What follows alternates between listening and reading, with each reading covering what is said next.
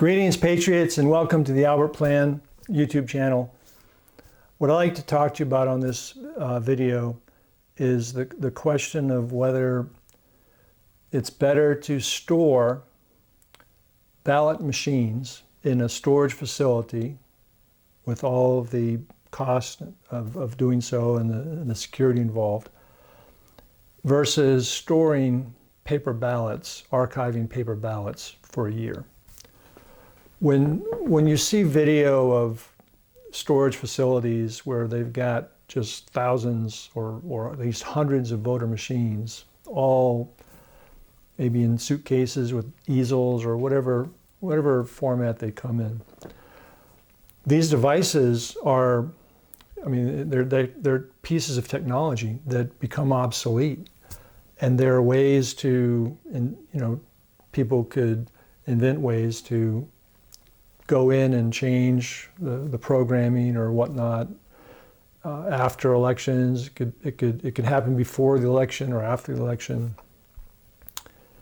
In a video that Bev Harris produced about black box voting, is the name of one of the videos, and fraction magic, she got into how nefarious actors can tinker with the results of an election, even with these experts that are on call. When a machine is on the fritz, when it's acting up, there's a way to plug that machine in and have one of these consultants come in virtually and go in and tinker with the way the machine is set up to do a reset or whatever they do, but to get that machine up online again. That's a very risky thing. Anything associated with electronic voting introduces tremendous risk into the voting system. It undermines our election integrity. And it comes at great cost because these machines have to be replaced and they break down, and they're very expensive. So should we have a storage facility that accommodates all those thousands of machines, or should we have a storage vault where we store, for example, if we separate federal elections from state and local elections, then each congressional district could have a storage vault that is basically a secure room with a door that's, throw a vault door on it or whatever we need to do to secure those stored ballots. But each precinct in a congressional district, there are approximately 750,000 people, and at most there would be 400,000 votes cast. There would be 300 precincts that on average maybe have 1,500 votes. That's 450,000 votes.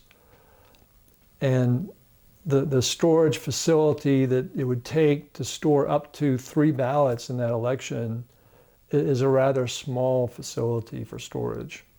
So those ballots could be kept for a year and then burned, incinerated after that year. Meanwhile, during the weeks or months after the election, those ballots would be available for audit, for counting again, for making sure that the thumbprints on the back match the voters that actually voted without actually matching up the scan of the front and the back of the ballot. So if the elections are conducted the right way, there shouldn't be very many instances where there would be a challenge to particular precincts' results. So at lower cost, with much greater security, we could conduct our federal elections with paper ballots and store the results of those elections by precinct in secure facilities, and we can eliminate all of the technology costs associated with the voting machines. Now, technology that currently exists to establish voter rolls and who voted, and maybe to have streaming video of the venue of the precinct or the polling location, all of that technology is prudent to use no matter which system we're using to vote. So that's one of the beauties of restoring election integrity by taking that first step of decoupling federal election from state and local elections, we can actually have much more secure elections with a much lower cost of conducting and preserving the results of those elections. So what are your thoughts, Patriot? Do you like the idea of having voting machines in a warehouse that people could tinker with?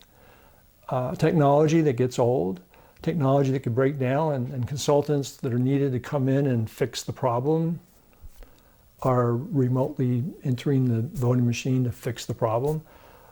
And then the storage of those things. It's ultimately it's not just an issue of whether we want to store voting machines or ballots.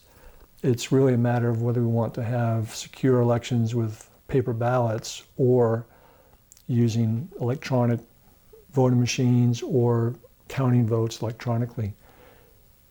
Either way that we do things with electronic vote casting or vote counting, we're introducing great risk of election tampering and election fraud on a massive scale.